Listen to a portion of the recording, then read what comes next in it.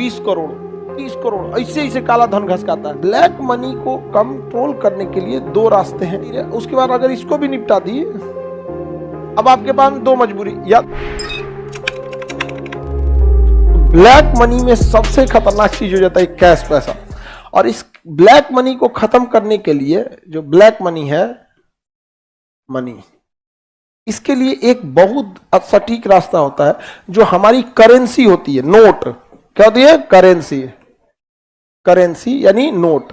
इसकी value, currency जो होती है वो छोटे से छोटे साइज का रखा जाए। जैसे भारत की सबसे बड़ी गलती है कि 2000 का नोट लाया गया था। हालांकि जिस दिन से लाया गया था ना, 4 साल कंटिन्यू बता रहे थे चिल्ला चिल्ला के हर बैच में कि इसको आज नहीं तो कल सरकार बंद करेगी, कर दिया। ये करप्शन के लिए, ब्लैक मनी के लिए सबसे अच्छा रास्ता हो जाता है। 1 लाख रुपया जेब में अटके लेके चल जाएंगे। 2000 का नोट अगर है ना, तो आराम से ना 1 लाख रुपया मोड़ के ऐसे रख के निकल जाएंगे यहाँ पे। तो ब्लैक मनी को कंट्रोल करने के लिए दो रास्ते हैं। एक, आप करेंसी को क्या कर दीजिए, छोटा, और बैंकिंग को क्या कर दीजिए, बढ़ा दीजिए। बैंकिंग को बढ़ा दीजिए। तो भारत सरकार ने ये तो बहुत बेहतरीन किया है। पूरी दुनिया में सबसे बेहतरीन बैंकिंग हम लोगों ने कर दिया। आज रिक्शा वाला, ठेला वाला, इवन भिखारी लोग जो भीख मांग रहा है उसका भी क्यूआर कोड है, बना लिया क्यूआर कोड। हाँ, अरे भैया तो इसमें गलत क्या है? तुम्हें पैसा उतना ही देना है, क्यूआर पे स्कैन करके दे दो। नहीं समझे? पहले बहाना बनते तो ना, छुट्टा नहीं है तो क्यूआर थमा देगा, समझ जाइए।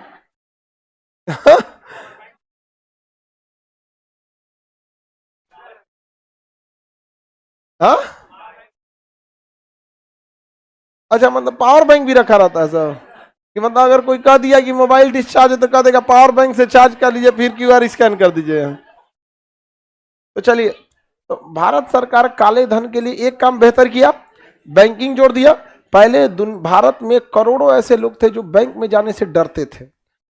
बैंकिंग में सिर्फ प्रधानमंत्री नरेंद्र मोदी आए तो उन्होंने क्या किया, लोगों के अंदर ये डर खत्म करने के लिए जनधन योजना लाया कि जाइए अकाउंट में खुल जाएगा।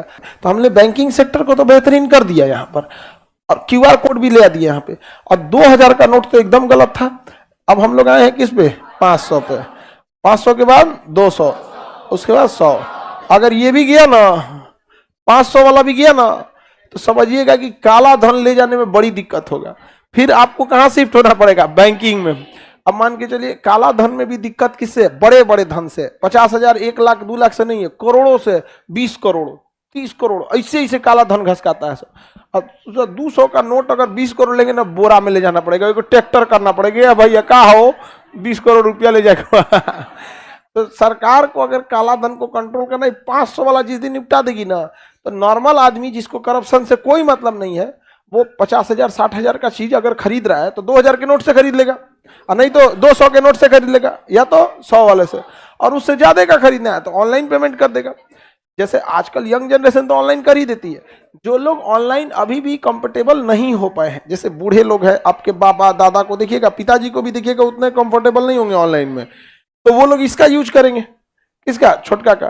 तो जितना छोट रहे ना उतना, तो अगर जैसे 2000 बंद हुआ है ना, देखिएगा अगर सरकार सीरियस होगी करप्शन को कम करने के लिए, ये भी डिपेंड करता है सीरियस है कि नहीं है, तो आने वाले 2 से 3 साल में 500 वाला भी निपटा देगी अगर सीरियस होगी तो। और उसके अगले 15 साल में इससे क्या होगा ना, जैसे जैसे समय बीतेगा ना, ऑनलाइन चीजें और इजी होते जाएगी। और क्या हो जाएगी? इजी होगी। क्योंकि आज से 5 साल पहले किसी को क्यूआर मतलब ही नहीं पता था, यहाँ पे नहीं पता था यहाँ पे। तो धीरे धीरे उसके बाद अगर इसको भी निपटा दी,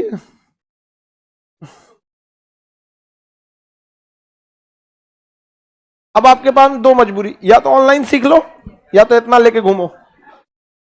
ठीक है? अब इससे क्या होगा, जो लोग ऑनलाइन नहीं जानते उनको तकलीफ होगी, क्योंकि 1 लाख देना है तो इतना रुपया हो जाएगा। तो भैया आप तो ईमानदारी का पैसा ले जा रहे हो ना, आपको कोई दिक्कत नहीं, आप चोटी में बांध के ले जाओ, ईमानदारी का पैसा है, कोई करप्शन तो किया नहीं आपने। तो 2000 का नोट लीगल टेंडर इसको कम करेगा। देखिएगा आप लोग, इसको धीरे धीरे क्या डिपेंड करता है गवर्नमेंट सीरियस है या नहीं है।